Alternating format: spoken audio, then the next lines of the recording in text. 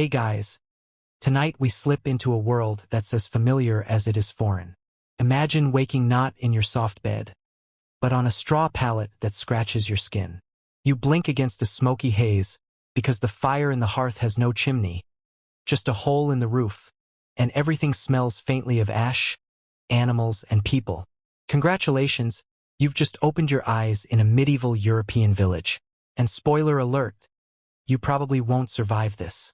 So, before you get comfortable, take a moment to like the video and subscribe, but only if you genuinely enjoy what I do here. And when you do, drop your location and your local time in the comments. I love seeing where and when people are tuning in from. It's like a sleepy little time-traveling community we're building. Now, dim the lights, maybe turn on a fan for that soft background hum, and let's ease into tonight's journey together. You stir and sit up, your back already stiff from the straw and the hard wooden boards beneath. Outside, the first sounds of the village are waking with you. A rooster crows, loud, obnoxious, and far too close to your head. Cows low in their stalls, chickens cluck irritably, and from somewhere, you hear the muffled voices of neighbors greeting the day. Life in a medieval village begins not with leisure, but with necessity. The sun is your alarm clock, and it doesn't have a snooze button.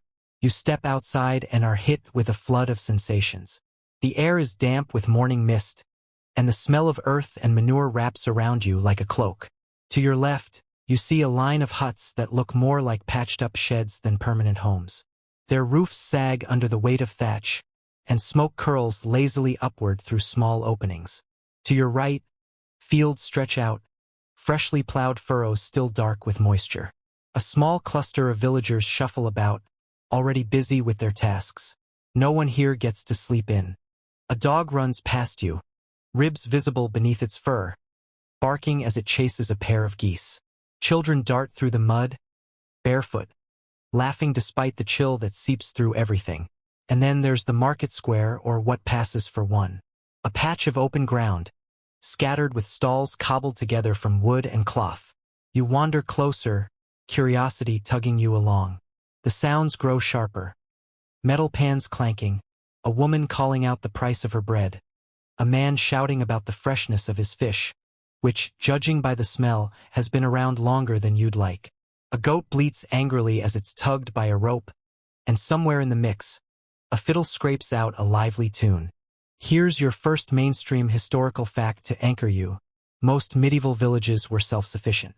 People grew what they ate, made what they used, and traded the rest within their own small communities. You didn't exactly hop down to the mall or order something online. Survival was a full-time job, and everyone played a part. But within this practicality lies something oddly charming. You notice a boy crouching in the mud, carving a piece of wood into a toy sword. His face lights up as he brandishes it at an imaginary dragon. The quirky detail here? Children were often miniature adults in this world, expected to work as soon as they could walk steadily, but still finding little stolen moments of play. That tiny wooden sword is probably his only toy, and yet he wields it like treasure. Scholars still argue whether medieval villagers saw their lives as grim or simply normal. To us, it looks harsh: mud, disease, endless labor. But to them, this was just life, full of rhythms and rituals that made sense in their own time. You walk among them, half in awe, half in dread, realizing that while the centuries have passed, the beating heart of human community hasn't really changed. As you move through the square, you notice the bread stall again. The loaves are small, dark, heavy, made from rye or barley, not the fluffy white bread you know.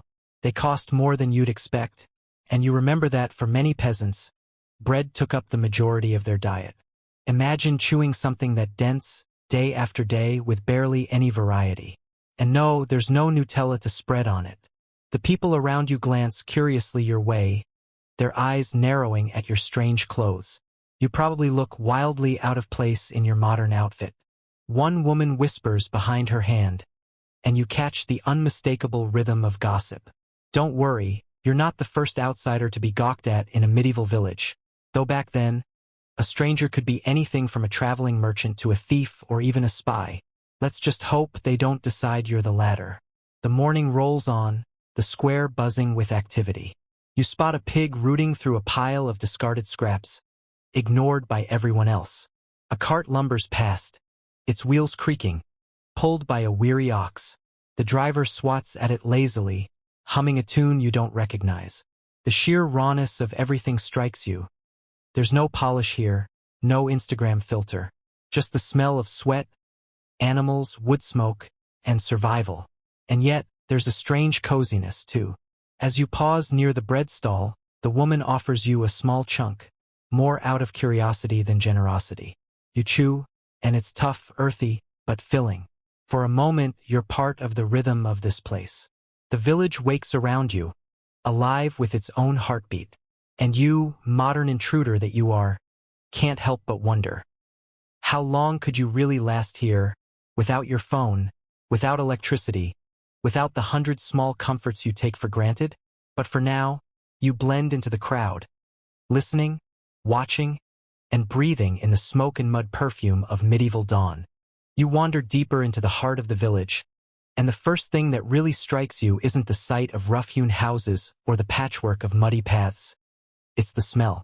Your poor nose is assaulted from all directions, and honestly, you can't tell which way to turn. One moment you catch the warm, comforting aroma of bread baking in a clay oven, and the very next, the stench of manure slaps you right across the face. Welcome to the medieval sensory roller coaster. There's no escaping it. The air is thick with overlapping scents. Wood smoke, damp hay, sweat, and something distinctly rotten lingering by the waste heap. Your shoes squelch through mud, though calling it mud is generous. It's a half-and-half mix of dirt and animal droppings, churned together by feet, hooves, and cartwheels. Try not to look down too much. Your modern sensibilities might revolt. Now, here's your mainstream historical fact. Medieval villages rarely had any real system for waste disposal. People tossed chamber pot contents right out into the street or behind their huts.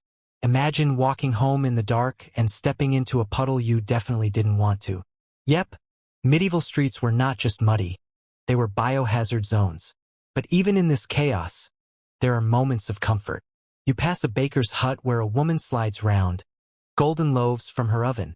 The smell is glorious, almost enough to mask the manure nearby. Almost. Villagers queue up with small coins or barter goods, eager to take home a piece. Bread wasn't just food, it was survival.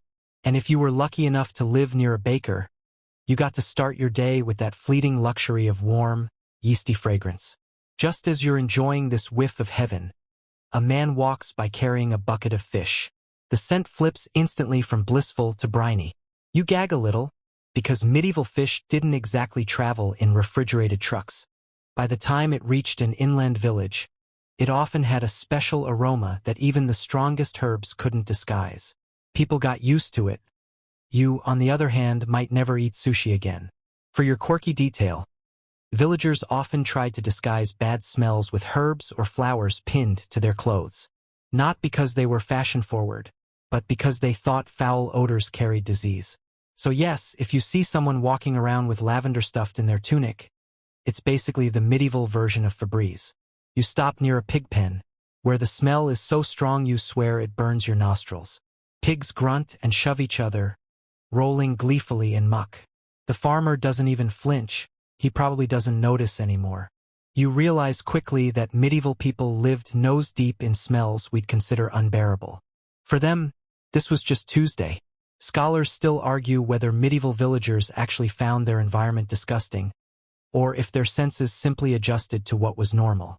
Did they wrinkle their noses at manure the way you do now, or was it so ordinary they barely noticed? It's a strange thought that what makes you gag today might have been invisible background noise to them. And then, just as your nose is starting to surrender, a new scent catches your attention. Roasting meat. Rare, but unmistakable. You follow it toward a small fire pit where a family is turning a skinny chicken on a spit. The savory smoke drifts your way, and your stomach growls. Of course, you remind yourself meat was a luxury for peasants, usually saved for feasts or special days. Most of the time, they lived on grains, vegetables, and whatever dairy they could scrape together. But tonight, this family is lucky, and the smell makes the whole village pause as they walk by. Even in an environment that reeks of waste and sweat, a wisp of roasting chicken can cut through everything else. You keep walking, your senses overwhelmed, your modern hygiene brain screaming for deodorant and air fresheners. Yet slowly, strangely, the mixture of odors begins to weave into a kind of rhythm, like a chaotic orchestra your brain reluctantly accepts. It's no perfume shop, but it's the very essence of medieval life. Raw, pungent, unfiltered. And you can't help but wonder, after just a week of this, would your own sense of smell dull the way theirs did? Or would you forever gag your way through life in the Middle Ages? You duck inside one of the huts, partly to escape the kaleidoscope of smells outside. Though spoiler, it doesn't really help. The moment you step in, a wall of smoke greets you, curling in lazy tendrils that sting your eyes. There's a central hearth but no proper chimney, so the smoke simply drifts upward, leaking through holes in the roof and cracks in the walls. Within seconds, your throat feels scratchy, and you cough. Congratulations, you're experiencing what every medieval villager endured daily. The hut is small, barely one room. The walls are wattle and daub, sticks plastered with mud and straw, and they creak slightly when the wind pushes against them. Light filters dimly through a tiny window covered not with glass, because that's far too fancy, but with oiled cloth, giving everything inside a yellowish glow. It feels more like a smoky cave than a house. Your eyes adjust and you take in the living arrangements. In one corner, a straw mattress or what passes for one. It's a lumpy sack stuffed with straw, flattened from use, and probably full of insects that wriggle if you sit too long. People call this a bed, but honestly, it's more like a scratchy torture device. Families often share it too, huddled together against the cold. Forget personal space. You're practically cheek to cheek with everyone you live with. Here's your mainstream historical fact. In a typical medieval peasant household, the entire family, parents, children, sometimes grandparents, shared the same single-room space. Privacy didn't exist. You lived, ate, and slept in one room, usually alongside your animals. That's right.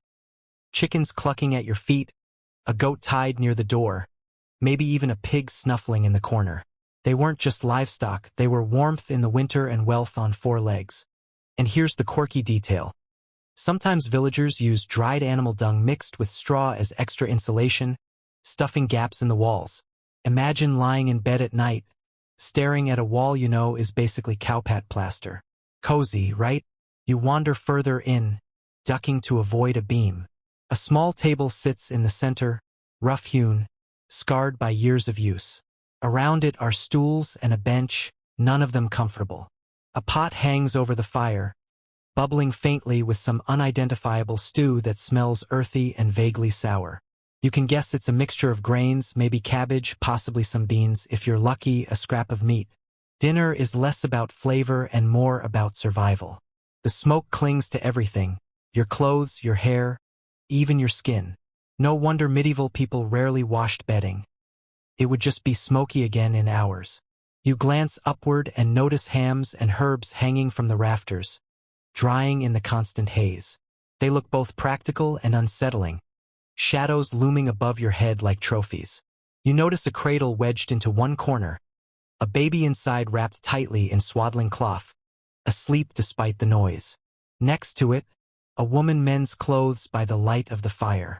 Her hands move quickly, almost automatically, stitching patches upon patches.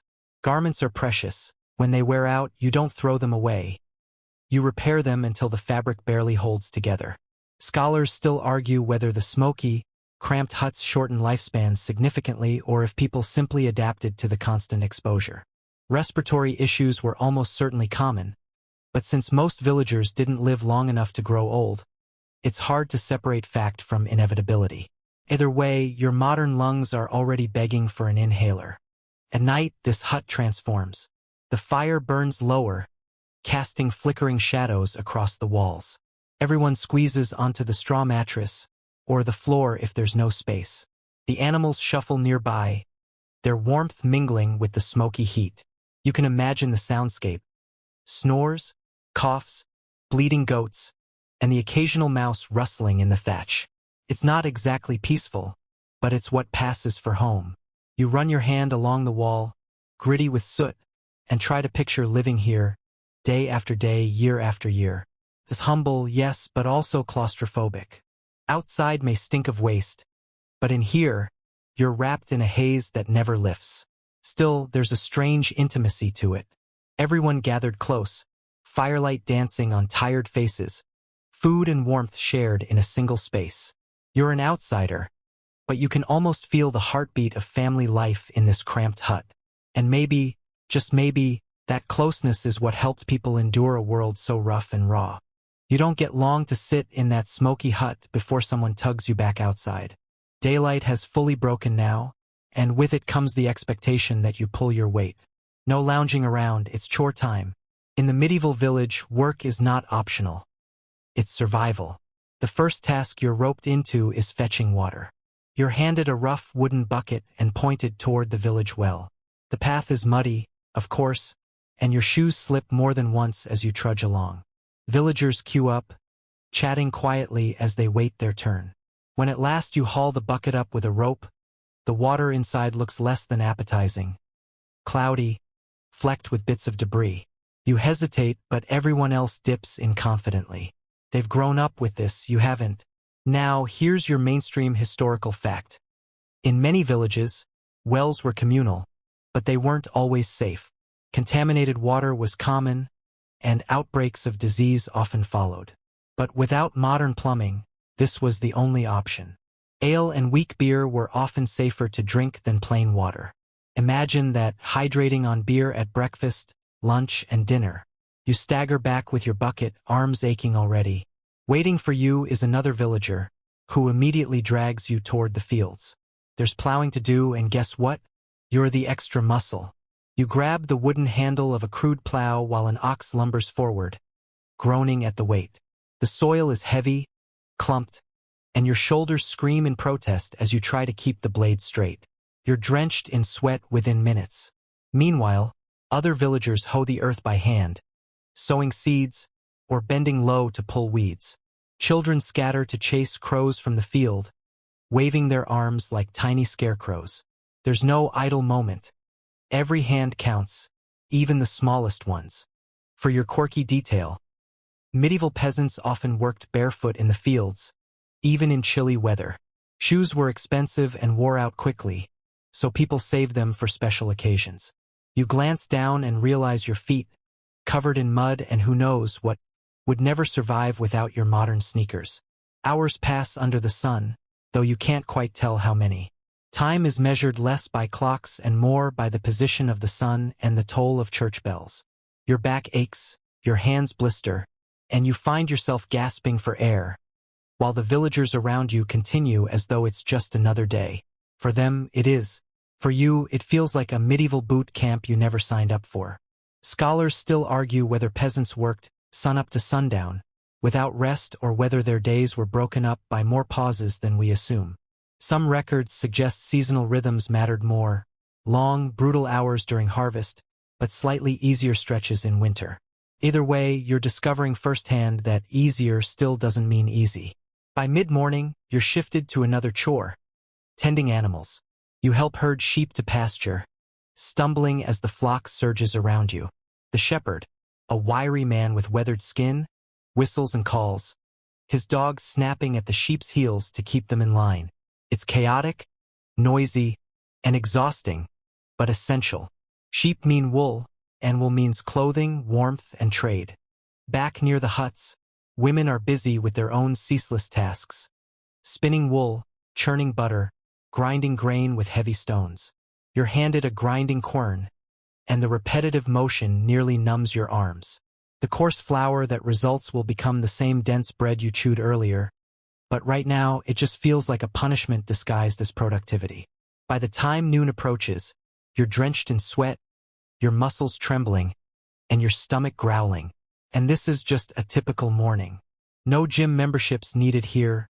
Life itself is one long, never-ending workout. You glance back at the plowed fields, the grazing animals, and the busy villagers, and it hits you.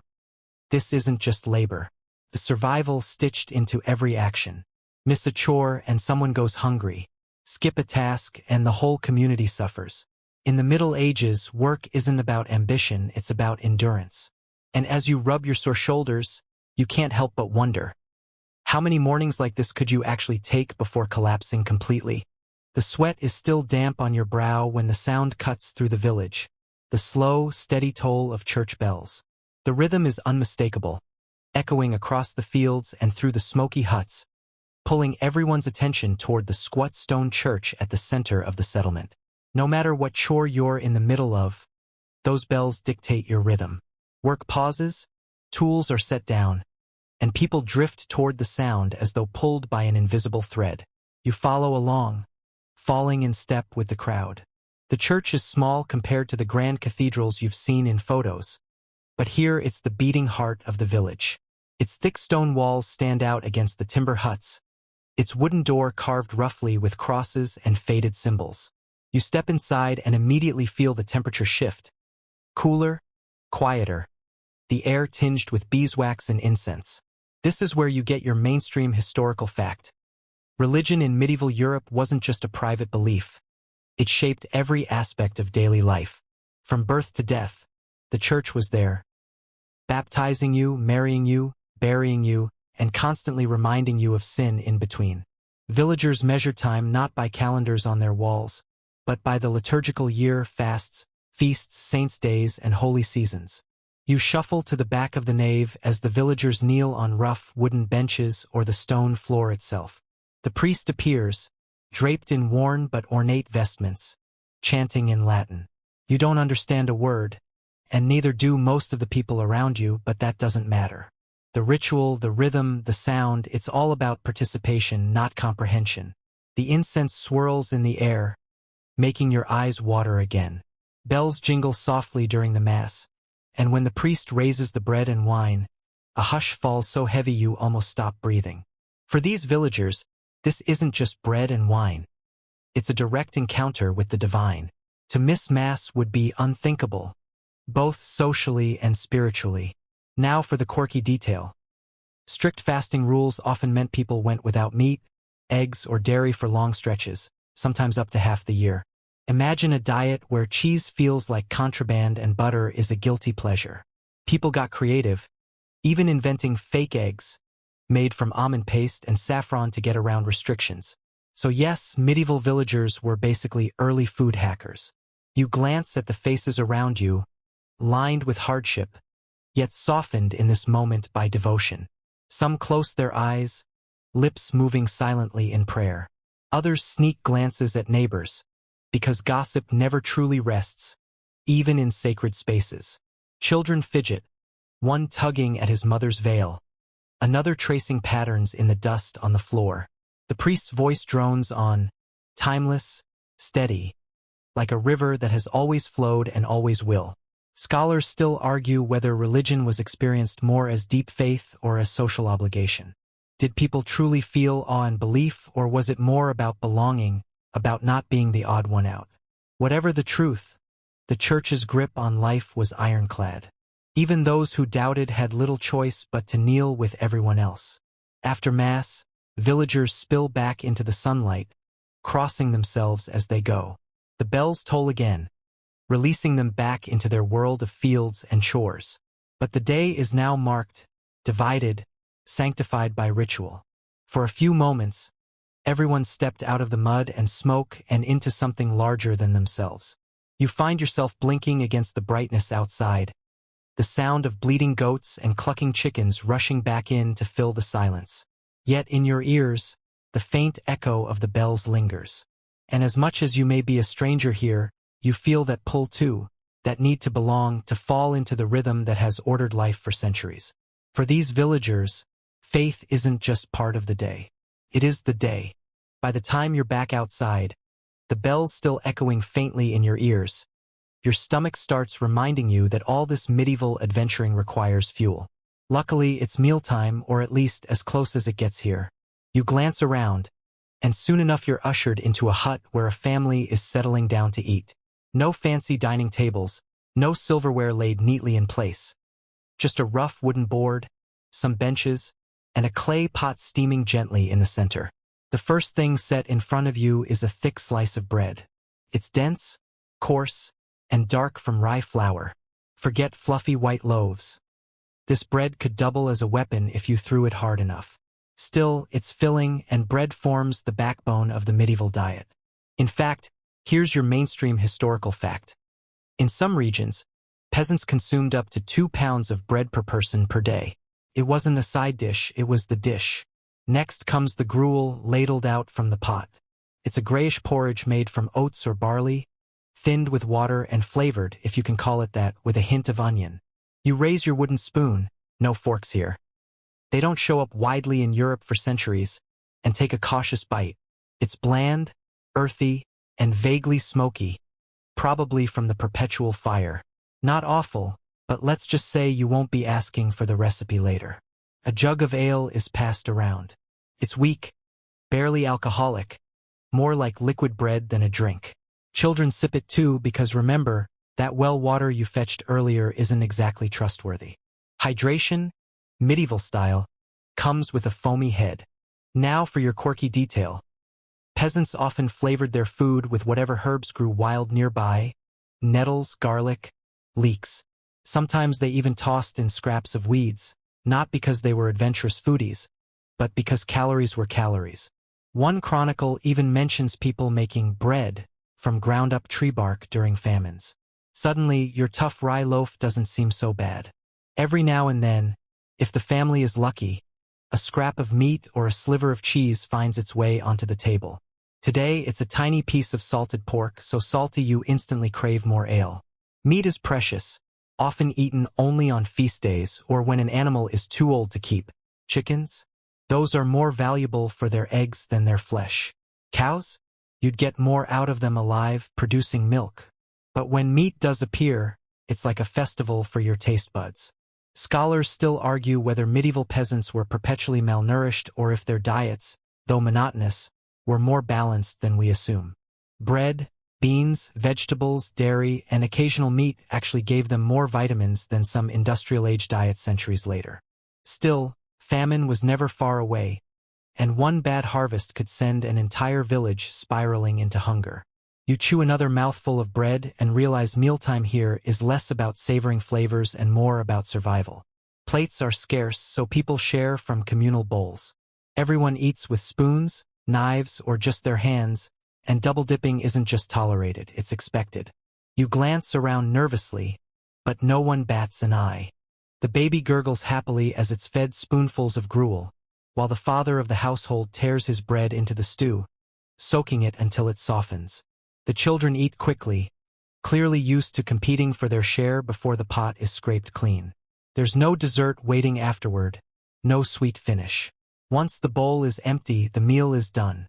And yet, despite its simplicity, there's a rhythm to it: work, eat, work again. The fire crackles, the air smells of broth and smoke, and for a brief while, everyone is gathered together in a rare pause from labor. You take another sip of ale, the bitterness coating your tongue, and wonder how long it would take before you stopped craving variety. Pizza, chocolate, coffee, and just accepted this gruel and bread existence as normal. For now, though, you push back your wooden bowl and sigh. Lunch is over. Hunger has been dulled, if not exactly satisfied. And as the family rises, ready to return to their endless chores, you realize food here isn't about joy. It's about getting just enough strength to make it through the next hour, the next task, the next day. The meal leaves you heavy but not exactly satisfied. Still, you don't get long to dwell on your cravings because a new sound fills the hut. A deep, rattling cough from the woman who handed you your portion of bread earlier. Everyone around her pauses for a heartbeat, then carries on as if it's normal. And of course, in the Middle Ages, it is normal. You step outside, and suddenly you notice what you'd somehow ignored before. Sickness is everywhere. A child wiping a runny nose on his sleeve. An old man limping with a swollen knee. A woman scratching furiously at a rash. Health in this world isn't something you maintain with vitamins and gym memberships. It's a fragile gamble you play every single day. Here's your mainstream historical fact. The average life expectancy in medieval Europe was shockingly low, around 30 to 40 years. And before you panic, that number is skewed by high infant mortality. If you survive childhood, you could live into your 60s, but disease, injury, and poor nutrition always hovered close. You don't have to look far for a cure, if you can call it that. The village barber surgeon is busy outside a hut, sharpening his tools. His clinic is a stool, a bucket, and a selection of knives and saws that look more suited to woodworking than medicine. Villagers queue anyway, because when you've got a festering wound or a rotten tooth, what other option do you have? Bloodletting is the most common treatment. A leech here, a vein cut there, all in the name of balancing your mysterious bodily humors. You shudder, clutching your arm protectively. Now for your quirky detail. Some remedies sound less like medicine and more like pranks. Got a sore throat? Try wearing a dead toad in a cloth bag around your neck. Toothache? Rub it with a mixture of crushed herbs and wait for it, dog urine. Suddenly, that box of Tylenol at home feels like a divine blessing. As you wander further, you overhear hushed conversations about darker threats. Plague, fever, bad air. People whisper of miasmas, poisonous vapors lurking in the air, waiting to invade your body. No one here knows about germs. Disease is explained by sin, stars, or foul smells. You can't decide which is worse. Not understanding why you're sick, or believing the cure might be a chicken strapped to your body until it dies. Yes, that's a real thing. Lucky you, it hasn't been suggested yet. Scholars still argue whether medieval villagers saw illness as punishment from God, natural misfortune, or something in between. Whatever they believed, the effect was the same. Fear, resignation, and an endless search for remedies that rarely worked. You pass a small hut with a faint smell of herbs drifting out. Inside, a woman stirs a pot of greenish liquid, muttering softly. She's a local wise woman, mixing remedies from plants, honey, and prayers. Sometimes she's trusted. Other times she's eyed with suspicion, accused of witchcraft if her cures fail. Her table is scattered with garlic, sage, and strange roots, and you feel both comforted and unnerved. The cough of the woman from lunch echoes faintly behind you, and it hits you. There's no hospital waiting, no antibiotics, no emergency room if things turn bad. A simple cold can spiral into death. A small cut from fieldwork can fester and claim your life. Survival here isn't about thriving. It's about dodging illness long enough to see another season. And as you inhale the smoky, heavy air, filled with the germs of countless coughs and sneezes, you wonder, would you even last a single winter before your luck ran out? The air outside is damp and cool, and you follow the sound of bells tolling in the distance. They call you toward the center of the village, where the church stands tall above the humble thatched roofs. Compared to the smoky huts, this place feels like another world, stone walls rising upward, stained glass catching the pale sunlight, and the faint smell of incense lingering at the doorway. Inside, you're struck by the solemnity. Candles flicker, their tiny flames the only light apart from narrow slits in the walls. Villagers kneel on the cold floor, whispering prayers that blur together into a low hum. Here's a mainstream fact for you. In medieval Europe, religion wasn't just a Sunday ritual. It was the spine of daily life. Every birth, marriage, and death was marked with ritual. Even meals began with a prayer. Without faith, many people felt utterly adrift. As you wander through the nave, you spot icons and relics that feel almost otherworldly. A sliver of wood claimed to be from the true cross. A cloth fragment said to have touched a saint. These relics are treasured like gold, drawing both awe and suspicion. Scholars still argue whether most villagers truly believed in their miraculous powers, or whether the objects were more about communal identity and hope. Either way, they gave comfort, something you find yourself craving in this fragile world. For a quirky twist, you notice a painted carving of a demon crouched on the church wall. His tongue sticks out, grotesque and cartoonish, almost like medieval graffiti sanctioned by the priest. You chuckle despite yourself. Apparently, scaring people into piety sometimes involved crude art. The villagers don't laugh, though. They look at the demon as if it's lurking outside, ready to snatch the unwary. The priest climbs the pulpit, his voice echoing in Latin. You don't understand a word, but neither do most of the villagers.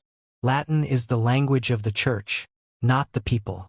They listen anyway, catching fragments, trusting that the priest interprets God's will for them. It's a curious arrangement. Blind faith wrapped in mystery. You shuffle uncomfortably, wishing for subtitles. Outside, the churchyard doubles as a graveyard. Wooden crosses lean crookedly, many unmarked, because not every family can afford stone. You realize death is never far. The bells you heard earlier weren't just for prayer. They also tolled for funerals. The ground itself feels heavy with the weight of constant loss. And yet, for all the fear and ritual, there's also joy here. On feast days, the same bells ring not for mourning but for celebration. Villagers pour into the churchyard, singing, dancing, sometimes even sneaking jugs of ale despite the priest's disapproval. Religion is strict, yes, but it's also a source of community, binding people together through shared stories and holy days that break up the monotony of toil. You linger near a wall painting of Judgment Day. Souls rising, demons dragging the damned, angels lifting the saved. The colors are faded, but the message is clear. Live right, or else. For a moment, you feel a chill, wondering how you'd be judged in this era. Would binge-watching Netflix count as sloth? Probably. The bells toll again, louder this time, and the villagers file out, crossing themselves. You step back into the gray afternoon, ears ringing. Whether you believe or not, it's obvious you can't survive here without the church. It shapes the rhythm of time, the morality of the people, and even the architecture of the village. And as you walk away, you can't help but notice the irony. The same bells that bring comfort also serve as reminders of fear.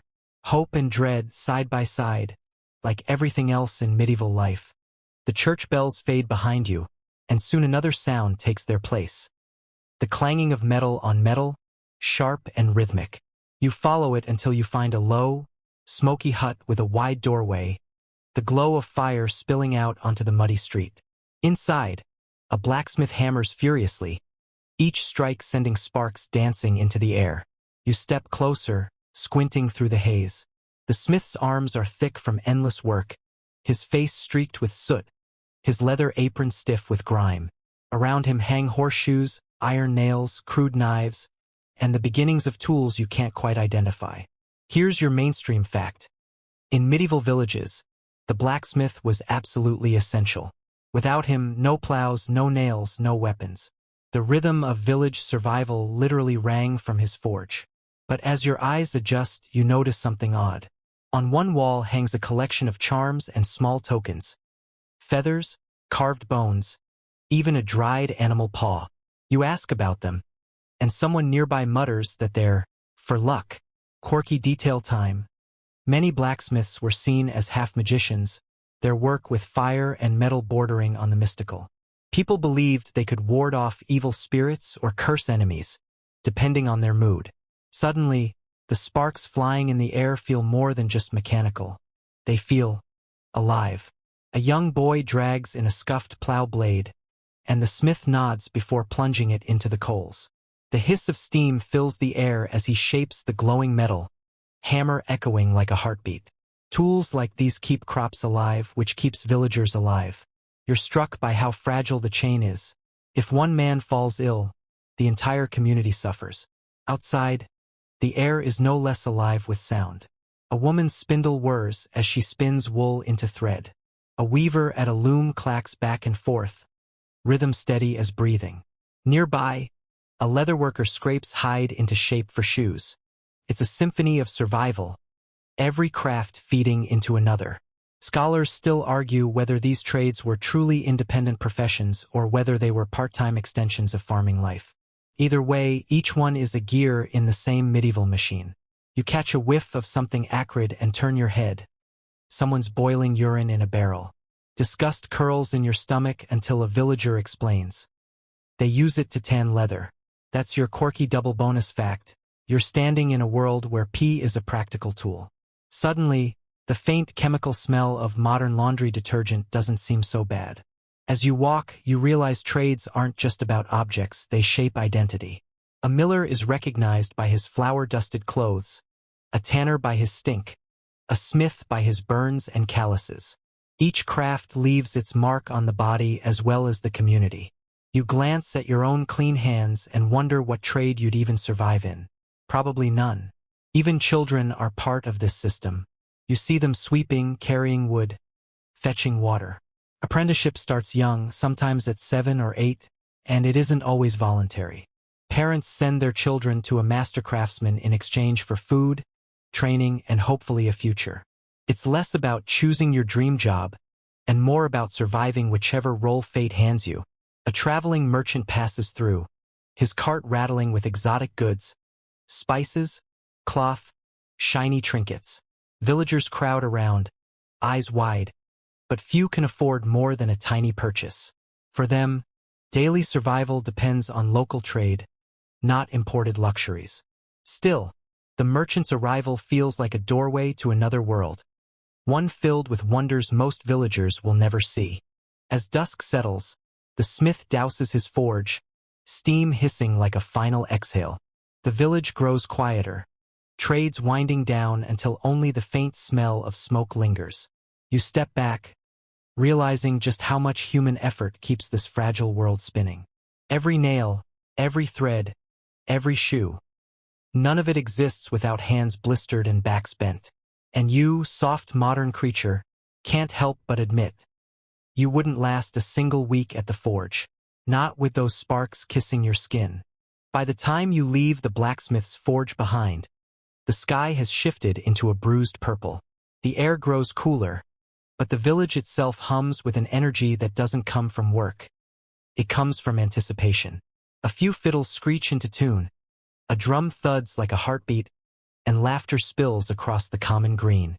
You've stumbled into the medieval version of nightlife, a feast day celebration. Here's your mainstream fact.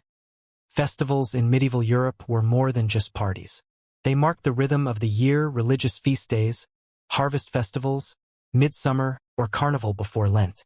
With calendars structured by saints' days, villagers often had dozens of small holidays sprinkled across the year, giving a welcome break from endless toil. You edge closer and take in the scene. A bonfire roars in the center, sparks twirling up toward the darkening sky. Children dart around with sticks, pretending they're knights. Men gather with mugs of ale, while women weave flower crowns for the dancers circling the fire. The fiddles squeak, the drum pounds, and suddenly you're pulled into the whirl of stomping feet and clapping hands. But as festive as it looks, there's always a quirky detail lurking. You spot a man in a strange costume, half horse, half man, prancing about to the amusement of children. This is a hobby horse, part of medieval festival tradition, meant to bring luck and laughter. Another villager carries a carved wooden mask with exaggerated features, equal parts comical and terrifying. You realize quickly that medieval entertainment wasn't shy about mixing the goofy with the unsettling. Food flows more freely than usual tonight. Bread, cheese, roasted meat, far richer than the daily gruel you've endured. A woman offers you a spiced pastry, and the flavor nearly makes you weep. Sweetness here is rare, a luxury saved for moments like this. Ale and cider pass from hand to hand, sloshing dangerously as laughter grows louder. For a brief evening, hunger and sickness are shoved to the background, replaced by warmth, music, and intoxication. Still, scholars argue whether such festivals truly gave relief or were tools of control, sanctioned outlets to release tension so villagers wouldn't rebel against hardship. As you watch a group of young men wrestle near the fire, half play, half aggression, you can see both sides of the debate. Joy and violence side by side. As the night deepens, the entertainments grow stranger. A traveling jester takes the stage. Well, not a stage, more like a barrel overturned near the fire. His outfit is mismatched, bells jangling as he juggles knives and cracks crude jokes that make the crowd roar. You laugh too, though mostly at the absurdity. This is comedy with no filters, no family-friendly guarantee. Nearby, another performer strums a lute and begins a ballad. The tune is haunting, the lyrics about knights, doomed lovers, and distant battles. You can't understand every word, but the emotion carries easily. Villagers sway, some wiping tears, others humming along. Music here isn't background noise. It's memory, myth, and community stitched into sound. Your quirky highlight of the night? A bear, muzzled and chained, led into the firelight for a round of dancing. The animal lumbers awkwardly on its hind legs while the crowd cheers. You recoil at the cruelty, but the villagers delight. Entertainment here can be brutal by modern standards. Bear baiting, cockfights, even public executions later in the day, all considered part of fun. Eventually, the music softens and couples drift into slower dances. The bonfire burns low, casting long shadows across tired but smiling faces. You realize festivals are the medieval escape valve. The one time when survival pauses, laughter replaces groans, and everyone remembers what it feels like to be more than just hungry bodies. As the fiddles play their last notes and the villagers begin stumbling home, you catch yourself thinking, maybe, just maybe, this is the only moment in medieval life where you'd actually want to stay a little longer. The village is quiet again by morning. The bonfire burned to ash and only a few drunken stragglers snoring in the grass. You, however, are up early, dragged along by the smell of hay and the impatient braying of animals. Today, you're headed into the world of medieval farming, the backbone of everything. Here's your mainstream fact. In medieval Europe, nearly 80 to 90% of the population were peasants tied to the land. Farming wasn't just an occupation, it was survival, community, and often a form of obligation to the local lord. You trudge into the fields, mud clinging to your boots, and watch as men push heavy plows pulled by oxen. The animals move slowly, their breath steaming in the morning air. But without them, no one would be eating next winter. Wooden plows grown in the soil, far less efficient than modern machines. But this is all they have. You're handed a crude hoe and told to help weed. Within minutes, your back aches, and you gain a new respect for the bent figures around you who've done this every day since childhood. As you work, you notice the rhythm of agricultural life. Women scatter seeds with practiced sweeps of the arm. Children chase birds away with sticks. Everyone contributes because here laziness isn't an option. It's the difference between life and starvation. Then comes your quirky detail. Instead of fertilizer as you know it, villagers rely heavily on dung. Human waste, animal waste, whatever they can get. You wrinkle your nose as a cart sloshes past, but no one else blinks. The smell of survival, apparently, is just part of the air. Scholars still argue whether medieval farming techniques were more advanced than we give them credit for. Crop rotation, the heavy plow in northern Europe, and communal field systems all suggest a surprising sophistication. Yet harvests were still at the mercy of weather, pests, and bad luck. One storm could undo an entire year of effort. You glance at the thin soil, the tired oxen, the worn hands of the peasants, and realize just how precarious food production is. Even a good year leaves little margin. Grain is life, bread, porridge, ale. Without it, famine looms. And famine wasn't a rare event. It was a shadow that visited every generation. As midday heat builds, the villagers rest briefly under a tree, tearing at crusty bread and cheese. They share with you, though the portions are small. Conversation drifts easily. The hope for rain, the fear of an early frost, gossip about who borrowed whose ox without permission. You realize farming isn't just work. It's social glue. Everyone knows everyone else's business, because everyone depends on each other. Later, you're shown the common fields, strips of land divided among families, tilled side by side. Private property is rare here. Cooperation is the rule. Even the harvest is communal, neighbors helping neighbors, because leaving one field uncut means wasted grain that could save lives in winter. Toward evening, the peasants gather their tools, shoulders slumped but spirits not entirely broken.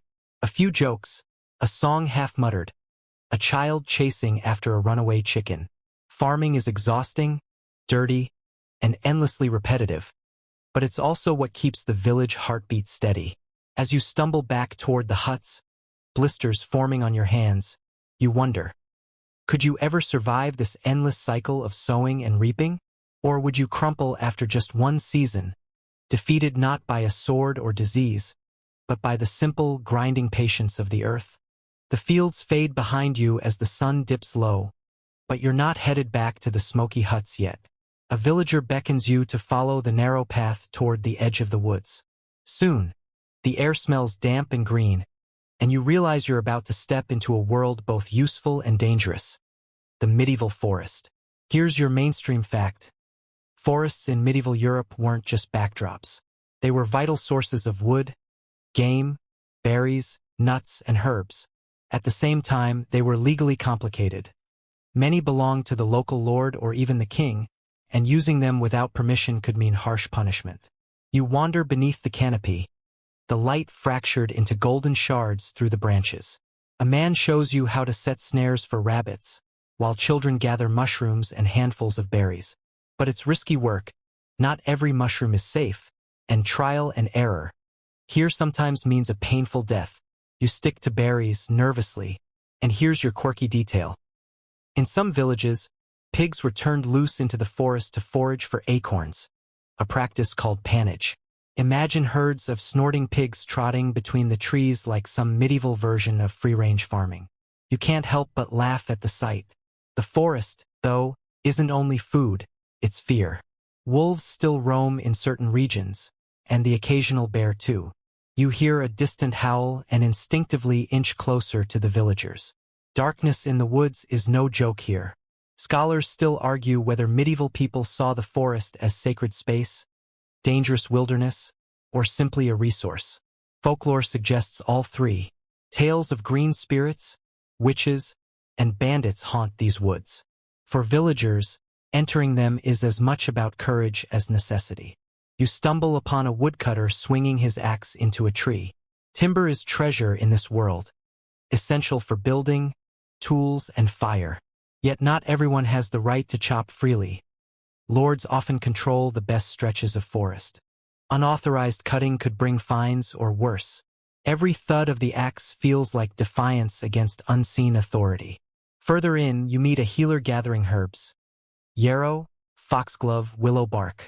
She murmurs about remedies for fever, pain, even love charms. Some of her knowledge works. Some is closer to magic. Either way, it's knowledge outsiders like you lack. Night begins to creep in, the forest darkening quickly, and the atmosphere shifts. Every crack of a twig feels amplified, every shadow alive.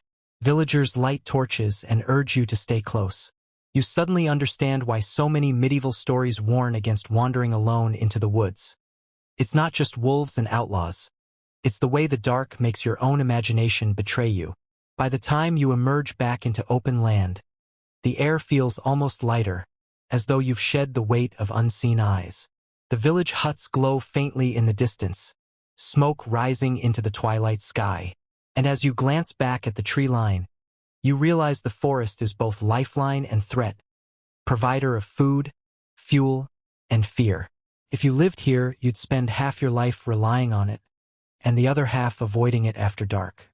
The forest fades into night behind you, but the village isn't asleep yet. Lanterns flicker in doorways, and a steady buzz of voices drifts from the main hall. Curiosity pulls you closer, and soon you realize you're about to witness another side of medieval life. Law, order, and justice, or at least their rough versions. Here's your mainstream fact. In medieval Europe, justice was highly localized. Many disputes were handled in the manor court, overseen by the local lord or his steward. Larger crimes might go to royal courts, but for most villagers, law was whatever the community decided in a smoky hall. You slip inside and see villagers gathered on benches, their faces lit by firelight. At the center, a man accused of stealing grain shuffles nervously, head bowed. His neighbors glare, mutter, and point. The steward clears his throat and declares the punishment: a fine paid in chickens. The room nods, justice delivered. But it isn't always so tame. Another man is brought forward, accused of assault. Voices rise, fists shake, and soon it's clear the case won't end in negotiation. Instead, they move toward trial by ordeal, one of the most bizarre systems of justice you'll ever see. And here's your quirky detail. Trial by ordeal could mean plunging your hand into boiling water, carrying red-hot iron, or being thrown into a pond. Survive unharmed, and you're innocent. Suffer burns or drown. Clearly guilty. Yes, they genuinely thought God would intervene to protect the innocent. Tonight, you watch as the accused is forced to grip a heated iron bar, then have his hand wrapped in cloth. The community will check in a few days. If it heals cleanly, he's absolved. If not, well, you get the picture. Scholars still argue whether people genuinely believed in divine judgment, or whether ordeals were more symbolic, a way to settle disputes without endless feuds. Either way, you feel your palms sweat in sympathy as you imagine yourself in that man's place. For lesser cases, there's public shaming. You see a woman scolded for gossip, ordered to stand at the edge of the square wearing a heavy wooden scold's bridle. Another offender is fastened to the pillory, villagers jeering as children throw clumps of mud. Justice here is entertainment too, blurring punishment with performance. And don't forget executions. Though none happen tonight, villagers tell you stories of hangings at the crossroads, or worse, drawing and quartering for treason. Executions aren't just about crime. They're lessons, etched into memory with terror. What strikes you most, though, is how personal justice feels. Everyone knows everyone else. The grain thief isn't some stranger hauled in from miles away. He's the neighbor who borrowed your hoe last week. The shamed gossip is your cousin's wife. Punishment here isn't just about crime. It's about keeping the fragile balance of a community where no one can afford to live in distrust. By the time the hall empties, you're left shaken. Justice in this world feels arbitrary, harsh, and frighteningly public. You slip into the cool night air, grateful you haven't been accused of anything. But as you glance at your own modern clothes and unfamiliar accent, you can't help but wonder, how long before suspicion would fall on you, the outsider? The air is crisp the next morning, but instead of heading to the fields, you're swept up with a group of villagers marching toward the castle on the horizon. Its gray walls loom over the landscape, both a promise of protection and a reminder of power. Today, you're about to glimpse the life of the medieval nobility, the lords and ladies who rule over these muddy huts and weary peasants. Here's your mainstream fact. Medieval society was structured by feudalism. At the top sat the king, beneath him powerful nobles, then knights and finally peasants at the bottom. Land and loyalty bound it all together. The villagers you've lived among owe their labor and taxes to the lord in exchange for protection, though how much protection they actually get is up for debate. You cross the drawbridge, heart thumping as chains rattle and the gate creaks closed behind you. Inside the courtyard, the contrast is staggering. Instead of mud and dung, you see stone walls, banners fluttering, armored guards patrolling. Servants scurry with baskets of food, and a falcon perches regally on a handler's arm. Life here isn't luxurious by modern standards, but compared to the smoky huts, it feels like another planet. Your quirky detail arrives at the dining hall. The long wooden table is covered in trenchers, stale bread used as plates. Nobles scoop meat and sauce directly onto them, then toss the soggy leftovers to dogs or servants. Forget porcelain and silverware. This is fine dining, medieval style. Still, the roasted boar smells far better than your watery stew from the peasant hut, and you find your stomach growling. At one end of the hall, minstrels sing songs of knightly valor, while jesters tumble for laughter. A noblewoman sits stiffly, her gown heavy with embroidery, hair pinned under a jeweled veil. Her life looks glamorous, but whispers from servants reveal otherwise. Endless childbearing, strict etiquette, and marriages arranged more like business contracts than love stories. Scholars still argue whether nobles truly cared for their peasants or simply exploited them. Some records show lords providing aid in times of famine or defending villages during raids. Others show crushing taxes and merciless punishment for disobedience. Standing in this hall, you sense both truths, generosity and greed, side by side, depending entirely on the character of the lord. As the feast winds down, knights enter, their armor clanking like thunder. They kneel before the lord, pledging loyalty in exchange for land or coin. You realize this is the heart of the system, everyone owing something to someone else, a pyramid of obligation built on promises and steel. Later, you're shown the solar, the private chamber of the lord's family. Tapestries cover the cold stone walls, their colors vivid. Hunting scenes, saints, mythical beasts. Servants keep the fire stoked, though the chill never fully leaves. This wealth, yes, but not comfort by modern standards. Imagine drafty rooms, smoky air, no privacy, and suddenly your modern apartment feels like paradise. Before leaving, you glimpse the dungeon below. It's little more than a dark pit with iron bars and the stench of rot. Prisoners groan in the shadows, and you step back quickly, your stomach turning. So much for noble refinement. Power here is as much about terror as hospitality. By the time you exit the castle, the sun is sinking, and the villagers trail back toward their fields. You glance once more at the towering walls and realize the truth. This castle isn't just a fortress, it's a symbol. It reminds peasants who rules them, and nobles who depends on them. It's both protection and prison, depending on which side of the gate you stand. And as you walk back down the road, you can't help but ask yourself, would you rather face the backbreaking work of the fields, or the suffocating etiquette of the castle? Either way, you probably wouldn't last long. Darkness settles across the medieval landscape, and once again you find yourself in the smoky hut where your strange journey began. The fire smolders low, sending more smoke than warmth into the room. Shadows flicker on the wattle and daub walls, and every creak outside makes you wonder if it's a thief, a wolf, or just the restless wind. Here's the reality. Night in the Middle Ages wasn't peaceful. It was feared. Without streetlights, entire villages plunged into pitch blackness once the sun went down. People believed night was when spirits, demons, and witches roamed freely. Even the church bells sometimes told to drive away the terrors of the dark. Imagine stepping outside your door into that endless black void. No flashlight, no electricity, just your heartbeat keeping time with the silence. You lie on the straw bedding, pulling a coarse wool blanket over yourself, and try to sleep. But comfort doesn't come easily. Lice crawl through the straw. Your stomach still rumbles from the thin gruel you ate earlier. Somewhere nearby, a baby cries. Across the road, a drunk stumbles home, singing slurred hymns. And in the distance, dogs bark, warning of something or nothing at all. Here's your quirky detail. Many peasants shared their hut not just with family, but with animals. Chickens cluck in the corner, pigs snort softly, and a goat shifts against its rope. Their body heat helps keep you warm through the freezing night, but the smell is a reminder that you're sleeping inside a barn as much as a house. Dreams come uneasily, full of images from your long day.